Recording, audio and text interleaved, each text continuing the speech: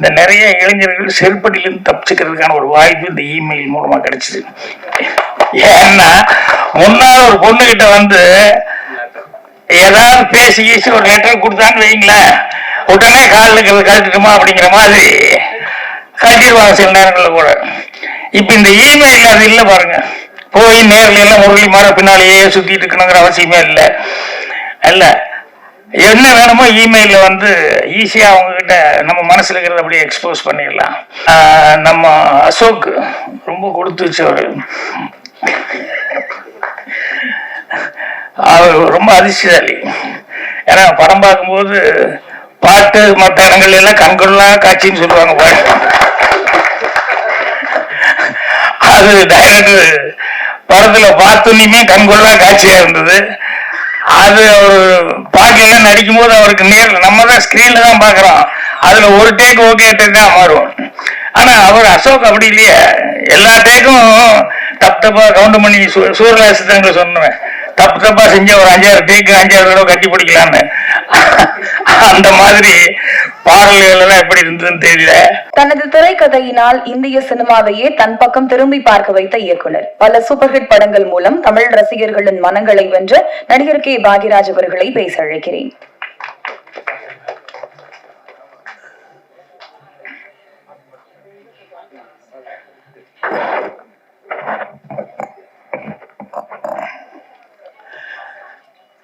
Email திரைப்படத்தினுடைய இசை விழாவுக்கு வந்திருக்கும் அனைத்து பத்திரிகை மற்றும் ஊடக டிவி ஊடகம் எல்லா நண்பர்களுக்கும் என்னுடைய பணிவான வணக்கத்தை முதல்ல தெரிவிச்சுக்கிறேன். அதே மாதிரி இமெயில் படத்தை அவங்கள வந்து அந்த டெக்னீஷியன்ஸ் ஃபர்ஸ்ட் டைம் அவர் டைரக்ட் பண்ணியிருக்காரு ராஜன் அவர்கள். அதை ஊக்குவிக்கிற வகையில் நிறைய பேர் வந்திருக்கீங்க. மழையாக இருந்தால் கூட எல்லாம் கண்டிப்பாக வந்து என்கரேஜ் பண்ணணும்னு சொல்லி நிறைய பேர் வந்திருக்கீங்க. உங்களுக்கு என்னுடைய பணிவான வணக்கத்தை தெரிவிச்சுக்கிறேன். அப்புறம் இந்த பொண்ணு பேர் என்னமா, தமிழ் சுத்தமாக பேசினாங்க, ஐஸ்வர்யா தமிழ் சுத்தமாக பேசினாங்க.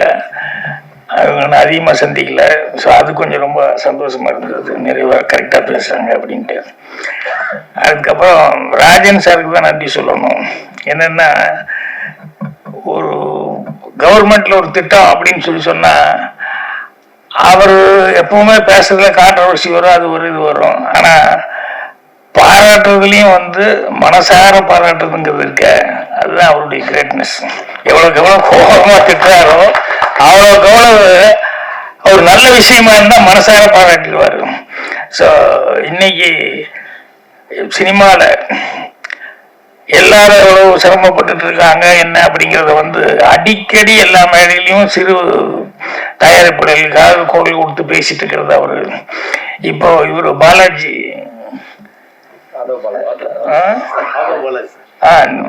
அவர் பேசும்போது கூட ரொம்ப குறைபட்டு சொல்லிட்டு இருந்தார், என்னென்ன சிறு படங்கள் எடுக்க முடியல அப்படிங்கிறது.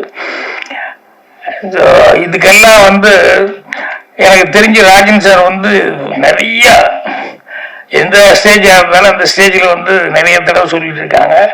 அதே மாதிரி இதே ஸ்டேஜில் நானே கூட வந்து அந்த சின்ன படங்களுக்கு கவர்மெண்ட் கண்டிப்பா ஒரு காம்ப்ளெக்ஸ்ல வந்து 4 தேட்டர் இருக்குன்னா ஒரு தேட்டர் கண்டிப்பா சின்ன படங்கள் கொடுக்கணும்னு ஒரு சட்டம் கொண்டு வரணும்னு பல தடவை சொல்லியாச்சு. இந்த சின்ன படங்கள் எப்படி வரும், ஸ்கிரீனுக்கு வந்தா தானே ஜனங்க பார்த்து அதுக்கப்புறம் அப்ரிசியேட் பண்ணுவாங்க.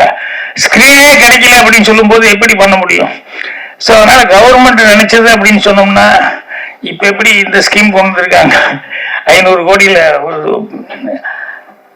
சினிமா சீரழிஞ்சிடக்கூடாது, சினிமாவுக்கு ஏதாவது ஒரு நல்ல விதமாக உதவி பண்ணணும்னு சொல்லிட்டு அந்த மாதிரி கவர்மெண்ட் வந்து இதையும் இப்படி தேட்டரில் வந்து ஒரு தேட்டராவது ஒரு சின்ன படத்தை கொடுக்கணுங்கிற மாதிரி ஒரு சட்டம் வந்தது அப்படின்னா, சிறு முதலீட்டாளர் படங்களுக்கு எல்லாருமே ஒரு காலத்தில் வந்து சின்ன படத்தில் புதுசாக அறிமுகமாகிற மாதிரி தான் எல்லாமே இருந்தாங்க. ஸோ அதுக்கப்புறம் தான் ஒவ்வொருத்தரும் பெருசாக வளர்ந்துருக்காங்க. அதனால அவங்களுக்கு வந்து இன்னைக்கு அவர் வந்தோடனே ராஜன் சார் ரொம்ப வருத்தமாக தான் சொன்னார், ஒரு 5 பேர் தான், அதை தவிர்த்து வேற படங்கள் ஒண்ணுமே இன்னைக்கு ஓடுற மாதிரி இல்லை, அப்படி ரொம்ப கஷ்டமா இருக்கு அப்படிங்கிற மாதிரி ரொம்ப ஃபீல் பண்ணி சொல்லிட்டு இருந்தாரு. ஸோ அதுதான் அவர் பேசும்போதும் வந்து மனம் விட்டு பேசி அதுக்கப்புறம் கவர்மெண்ட்டையும் அப்ரிசியேட் பண்ணாரு. இப்போ படத்தை இமெயில் நம்ம அசோக் ரொம்ப கொடுத்து வச்சவர். அவர் ரொம்ப அதிர்ஷ்டசாலி. ஏன்னா படம் பார்க்கும்போது பாட்டு மற்ற இடங்கள் எல்லாம் கண்கொள்ளா காட்சின்னு சொல்லுவாங்க. அது டைரக்டர் படத்துல பார்த்தோன்னே கண்கொள்ளா காட்சியா இருந்தது. அது அவர் பாட்டுல நடிக்கும் போது அவருக்கு நேரில் நம்ம தான் ஸ்கிரீன்ல தான் பாக்குறோம். அதுல ஒரு டேக் ஓகே டேக் தான் மாறும். ஆனா அவர் அசோக் அப்படி இல்லையே, எல்லா டேக்கும் தப்பா கவுண்ட் பண்ணி சூரியலாசத்தை சொன்னேன். தப்பா செஞ்ச ஒரு 5-6 டேக்கு 5-6 தடவை கட்டி பிடிக்கலான்னு. அந்த மாதிரி பாடல்கள் எல்லாம் எப்படி இருந்ததுன்னு தெரியல. அவர் இதுக்கு முன்னால இப்பதான் ஒரு படம் ஆடி ஓகே பேபி, அதுல பிரமாமா டான்ஸ் ஆடிந்தார். அதுல ரெண்டும் இருந்தது. அந்த ஒரே பாட்டுல ஒரு டான்ஸ்லயே வந்து பரதநாட்டியமும் அதுவும் இருந்தது, மாடர்னும் இருந்தது. ஸோ இதுல வந்து என்னன்னா ஸ்பெஷலா வந்து இதுல வந்து ராஜன் சார் குறிப்பிட்ட மாதிரி ஃபைட் வந்து ரொம்ப நல்லா பண்ணியிருக்காரு. யாரும் ஸ்டண்ட் மாஸ்டர் தெரியல. ஸோ அந்த ஸ்டண்ட் மாஸ்டர், கேமராமேனு இவங்களெல்லாம் அவர் ராஜன் சார் டைரக்டர் வந்து நல்லா யூஸ் பண்ணியிருக்காரு. அவரெல்லாம் தனியாக விட்டுட்டாங்க அப்படிங்கிற மாதிரி சொல்றாங்க. அது எல்லாத்துக்கும் வர்ற சோதனை தான். யாருக்கு அது சோதனை வந்தால் தான் நல்லது. சோதனை வராமல் வந்து சுவை இருக்காது. வெறும் இது சாதனையும் படைக்க முடியாது. அதனால அது விட்டுட்டு போனாங்க அப்படிங்கிறதல்ல, ஃபைனலாக நீங்கள் என்ன கொடுக்குறீங்க அப்படிங்கிறது தான். அது எல்லாருமே இப்போ ராஜன் சார் சொன்னார், ஃபைனல் அவுட்புட்டு எல்லாரும் ரிச்சாக வந்திருக்கு, இத்தனை லொக்கேஷனில் போய் எடுத்திருக்காங்க அப்படிங்கிற மாதிரி ரொம்ப படத்தை பற்றி சிறப்பாக சொன்னாங்க. ஸோ வரும்போது யோசனை பண்ணிட்டு வந்த இந்த இமெயில்ங்கிறது வந்து இதை கண்டுபிடிச்சதே ஒரு இந்தியன் தான், சிவா ஐயாத்துறை. ஸோ அவர்னாலதான் வந்து அந்த இமெயில்னாலதான் இந்த அட் அப்படின்னு சொல்லி போடுவோம் இல்லையே போட்டு, அது வந்து இதுதான் இமெயில் தான் ஃபெமிலியர் ஆச்சு. அப்புறம் எனக்கு தெரிஞ்சு என்னன்னா இந்த இமெயில் வந்ததுல வந்து நிறைய பேர் வந்து அதாவது இயற்கை வளம் இருக்க மரங்களை பாதுகாப்போம் அப்படின்னு சொல்றது, அது இந்த இமெயில் வந்ததுனால அதுக்கு நிறைய பாதுகாப்பு. என்னன்னா பேப்பர்ல தான் எல்லாம் எழுதிக்கிட்டு இருந்தோம், அந்த பேப்பருக்காக மரத்தை பூரா வெட்டிக்கிட்டு உட்காந்துட்டு இருந்தாங்க. இப்ப இந்த இமெயில் வந்ததுல இருந்து அந்த மரங்கள் வெட்டுறது பாதுகாக்கப்பட்டது. அது ஒரு சந்தோஷப்பட வேண்டிய சமாச்சாரம். அதோட இன்னும் ரொம்ப சந்தோஷப்பட வேண்டிய சமாச்சாரம் என்னன்னா, இந்த நிறைய இளைஞர்கள் செருப்படியிலிருந்து தப்பிச்சுக்கிறதுக்கான ஒரு வாய்ப்பு இந்த இமெயில் மூலமா கிடைச்சிது. ஏன்னா முன்னாள் ஒரு பொண்ணு கிட்ட வந்து ஏதாவது பேசி ஒரு லெட்டர் கொடுத்தான்னு வைங்களேன், உடனே காலில் கழட்டுமா அப்படிங்கிற மாதிரி கட்டிடுவாங்க சில நேரங்களில் கூட. இப்ப இந்த இமெயில் அது இல்லை பாருங்க. போய் நேரில் எல்லாம் முரளி மாற பின்னாலேயே சுத்திட்டு இருக்கணுங்கிற அவசியமே இல்லை. அல்ல, என்ன வேணுமோ இமெயில வந்து ஈஸியா அவங்க கிட்ட நம்ம மனசுல இருக்கிறத அப்படியே எக்ஸ்போஸ் பண்ணிடலாம். அது வந்து இதுக்கு லவ்வுக்காகங்கிறது மட்டுமல்ல, சில பெரிய மனிதர்களிடம் மரியாதை காரணமா நம்மளால சொல்ல முடியாம இருக்க சில விஷயங்கள் சொல்லும் போது வாய் வராது, தடுமாற்றமாய் போகும்.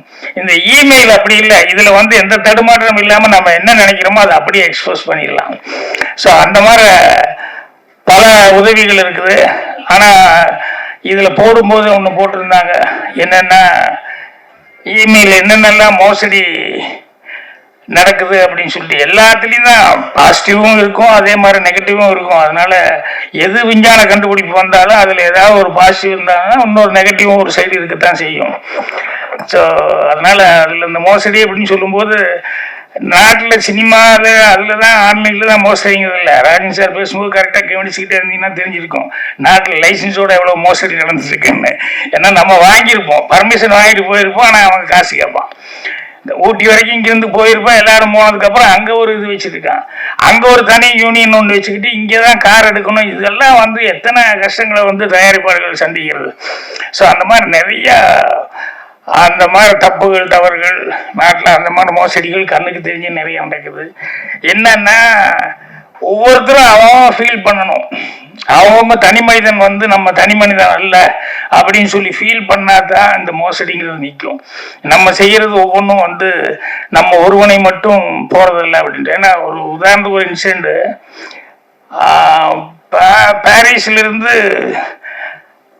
லண்டன் போறதுக்காக, இல்லை லண்டன் டு பாரிஸ் போறதுக்கு ஹூவர் கிராஃப்ட்ல போனோம்னா நிறைய அது கொஞ்சம் வித்தியாசமா இருக்கு. அது தண்ணியிலையும் இல்லை, நான் சொல்றது ரொம்ப வருஷத்துக்கு முன்னால ஃபேமிலியோட போயிருந்தப்போ தண்ணியிலேயே இது பண்ணாம அப்படியே மேலாலேயே போகும் அப்படின்னு சொல்லிட்டு அது கொஞ்சம் நல்லா இருக்கும் அப்படின்னு சொன்னாங்கன்ட்டு. ஆனா அங்க போய் இறங்குக்கு அப்புறம் பாரிஸ் போறதுக்கு வந்து கிட்டத்தட்ட 3 hours ட்ரெயின்ல இது பஸ்ஸில் தான் போக வேண்டியிருக்கும். அதனால ஃப்ளைட்டில் போனோம்னா 3/4 மணி நேரம் 1 மணி நேரத்தில் போயிடலாம். பட் இதில் போயிட்டு அதுக்கப்புறம் பஸ்ஸில் போகணும். ஆனால் சைட் சீயிங் நல்லா இருக்கும்போது அதை ப்ரிப்பேர் பண்ண, ஏன்னா குழந்தைகளுக்கெல்லாம் நம்மளும் சைட் சீயிங் பார்த்துக்கிட்டே போகிறோம் அப்படின்னு சொல்லிட்டு. ஆனால் அங்கே போய் ஹோவர் கிராஃப்டில் இறங்கணுன்னே பஸ்ஸில் தான் போய் ஆகணும் அப்படின்னு சொல்லி அப்புறம் பஸ்ஸில் எல்லாம் ஆல்ரெடி டிக்கெட் ரிசர்வ் பண்ணியிருந்து பஸ்ஸில் ஏறிட்டோம். ஏறினதுக்கப்புறம் வந்து பஸ்ஸு புறப்படுற நேரம் அப்போ திடீர்னு திறந்து கதவை தட்டி திறந்த ஒரு இங்கிலீஷ் லேடி, யாரோ ஒரு எந்த நாட்டுக்கறியே தெரியல, உள்ளே வந்தால் கண்டக்டர் வந்து ஸ்டாப் பண்ணிட்டான். சாரி அப்படின்ட்டு. என்னென்னா, இல்லை டிக்கெட்டு ஃபுல்லாகிடுச்சு, சீட் இல்லை, அதனால் உட்கார முடியாது, சாரின்னு. அந்த அம்மா வந்து ரொம்ப கெஞ்சுறாங்க. என்னென்னா இவங்க வந்து பாரிஸ் போய் வேற ஒரு ஃப்ளைட்டு பிடிச்சி அவங்க வேற நாட்டுக்கு போகணும். ஸோ அந்த ஃப்ளைட்டை மிஸ் பண்ணிட்டாங்கன்னு சொன்னோம்னா அதுக்கப்புறம் 1 நாளோ 2 நாளோ 3 நாளோ அவங்க இங்கே தங்கி அதுக்கப்புறம் அடுத்த ஃப்ளைட்டு பிடிக்கிறதுங்கிறது பெரிய கஷ்டமான ஒரு சமாச்சாரம். அந்த அம்மா அழுகிற மாதிரி ஆயிட்டாங்க, கெஞ்சுறாங்க. ஆனால் இவன் டிரைவர் இந்த கண்டக்டரை ஒத்துக்க மாட்டேன், ஆமா எனக்கு வேலை போயிடும், ஏன்னா சீட் இல்லாமல் நான் வந்து ஒரு ஆளை நான் நின்றுட்டு வர்றாங்கிற அப்படி நிற்க வச்சேன்னு சொன்னோம்னா என்ன வழியில் பிடிச்சிட்டாங்கன்னா ஏன் வேலை போயிடும், ஐ எம் சோ சாரி அப்படிங்கிற அந்த அம்மா கெஞ்சுறாங்க. ஏன்னா இது ஃப்ளைட் விட்டுட்டா எனக்கு அவ்வளோ கஷ்டம் அவ்வளோ கஷ்டம் அப்படின்ட்டு. அவன் சீட் இல்லாமல் நான் வந்து முடியவே முடியாது அப்படின்னு எல்லாரும் வேடிக்கை பார்த்துட்டு இருக்கோம். அப்புறம் டிரைவர் அவன் கண்டக்டர் கேட்ட, சீட்டு தான் பிரச்சனையா? ஆமாங்க, சீட் இல்லாமல் அவன் நின்றுட்டு வந்தான்னா யாராவது பார்த்தானா வழியில் தெரியும், பிடிச்சிக்குவான், அதனால் நான் கஷ்டம் அப்படிங்கிற மாதிரி சொன்னேன். இப்போ நான் என் பொண்ணு வந்து 6 வயசு அம்முலு, நான் அதுக்கு சீட்டு டிக்கெட்டை வாங்கியிருந்தேன். நான் சொன்னேன், என் பொண்ணை கூப்பிட்டு என் மடியில் உட்கார வச்சுக்கிட்டு அவன் வந்து சீட்டில் உட்கார வச்சுரு, டிக்கெட் போட்டு கொடுத்துரு அப்படின்னு. அவன் 3.5 hours 4 hours சார் டிக்கெட் எடுத்திருக்கீங்க, மடியிலே உட்கார வச்சுயோ, என் பொண்ணே என் மடியில் உட்கார வைக்கிறது என்ன எனக்கு கஷ்டமா, பரவாயில்ல விடு அப்படின்னு சொல்லிட்டு அதுக்கப்புறமா வந்து உடனே சரின்னு சொல்லி அவன் அழுகிறத பார்த்து ரொம்ப கஷ்டமா இருக்குன்னு அப்புறம் அவனும் வந்து டிக்கெட்டுக்கு வாங்கிட்டு உட்கார வச்சுட்டான். என்ன எதுக்கு சொல்ல வரேன்னா, இது எல்லாருமே பார்த்துட்டு இருந்தாங்க. அதுக்கப்புறம் வந்து வண்டி மூவ் ஆகும்போது ஒரு லேடி பக்கத்தில் உட்காந்துருந்த ஒரு இங்கிலீஷ்கார லேடி என்னை பார்த்துக்கிட்டே இருந்துட்டு அப்படியே பார்த்து மெல்ல, ஆர் யூ ஃப்ரம் இந்தியா அப்படின்னா. எனக்கு அப்படி ஒரு சந்தோஷமா இருந்தது. என்னன்னா நம்ம நாட்டுக்கு நம்ம சின்ன வேலை தான் செஞ்சோம், ஆனா ஆர் யூ ஃப்ரம் இந்தியா அப்படின்னு சொல்லிட்டு அந்த அம்மா வந்து கேட்குறாங்க அப்படின்னா அப்ப இந்தியாவுக்கு இந்தியாவில் இருக்கிற இந்தியன்ஸ் எவ்வளவு மரியாதைக்குரிய கூட இருப்பாங்கன்னு அந்த அம்மா நினைச்சிருப்பாங்க அப்படின்ட்டு அவ்வளோ ஒரு சந்தோஷமா இருந்தது. அதனால மனிதர்கள் யாருமே வந்து தனி மனிதர்களே கிடையாது. நம்மளை நம்பி நம்ம வீடு இருக்கிற மாதிரி நம்மளுக்கு நம்ம ஊர் பேரை காப்பாற்ற வேண்டி இருக்குது, அதுக்கப்புறம் நம்ம டிஸ்ட்ரிக்ட் பேரை காப்பாற்ற வேண்டியிருக்குது, அப்புறம் தமிழ்நாடுனா தமிழ்நாடை காப்பாற்ற வேண்டியிருக்குது, அதுக்கப்புறம் இந்தியாவுடைய இதை காப்பாற்ற, அந்த மாதிரி ஒவ்வொன்றும் ஒவ்வொரு தனி மனிதனும் வந்து கடமைங்கிறது அப்படி ஒன்று இருக்கு. அந்த கடமை வந்தது அப்படின்னு சொன்னோம்னா இந்த மோசடி அப்படிங்கிறது வந்து வர்றதுக்கான வாய்ப்புகள் அப்பதான் குறையும். இந்த படத்தை பொறுத்த வரைக்கும் இவ்வளவு தூரம் ஸ்டெயின் பண்ணி அவரே தயாரிப்பாளராக இருந்திருக்காரு. ஸோ அவர் தயாரிப்பாளராக இருந்துட்டு அப்புறம் சொன்ன மாதிரி எல்லாருமே வந்து கடைசியில் ஒவ்வொருத்தராக மிஸ் பண்ணிகிட்டே போனாங்கன்ட்டு.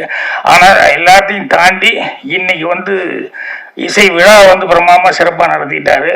படமும் வந்து அது நான் சொன்ன சமாச்சாரங்கள் அது வந்து பாட்டுக்காகவும் ராஜன் சார் கரெக்டாக சொன்னார். குஜாலா அப்படின்னு சொல்லிட்டு சிலதெல்லாம் படங்களுக்கு தேவை, பாட்டுக்கு தேவை அப்படிங்கிறதுக்காக வந்து பண்ணிடுவாங்க. ஆனால் அதில் ஒரு மெசேஜ் கொடுத்துருக்காங்க, இதில் எத்தனை பேர் இதாக இருக்காங்கன்னு சொல்லிட்டு ஒரு மெசேஜுக்காக தான் இந்த படம் எடுத்திருக்காரு அப்படின்னு சொல்லும்போது கண்டிப்பாக படம் பார்க்கணுங்கிற மாதிரி ட்ரெய்லர் பார்க்குற எல்லாத்துக்குமே அந்த ஃபீலிங் வரும். அதனால் அவருடைய மெசேஜ் நல்லா இருந்ததுன்னா கண்டிப்பாக பத்திரிகைகள் எல்லாமே பாராட்டி எழுதுவாங்க. அப்படி பாராட்டி எழுதும்போது ஜனங்ககிட்டையும் ஒரு நல்ல அப்ரிசியேஷன் கிடைக்கும், படமும் சக்ஸஸ் ஆகிற சான்ஸ் இருக்கு. இது எல்லாத்துக்கும் மேலே தேட்டர் கிடைக்கணும், அதுதான் ரொம்ப முக்கியம். தேட்டர் கண்டிப்பாக கிடைக்கணும். பட் இந்த படத்தை பொறுத்த வரைக்கும் மது